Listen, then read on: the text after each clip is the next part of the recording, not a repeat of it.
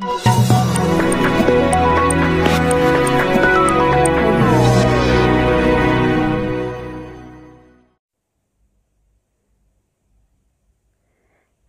बातम्या वृत्तवाहिनीच्या बातमीचा इम्पॅक्ट.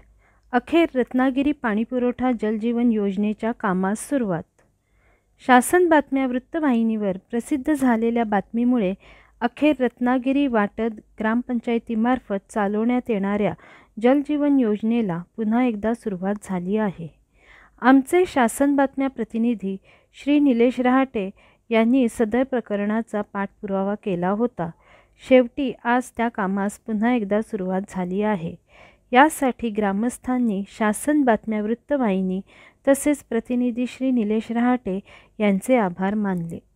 शासन बातम्या वृत्तवाहिनीसाठी मुग्धा वाघवेकर. शासन बातम्या चॅनलला लाईक, शेअर आणि सबस्क्राईब करा आणि बेल आयकॉन दाबायला विसरू नका. नमस्कार.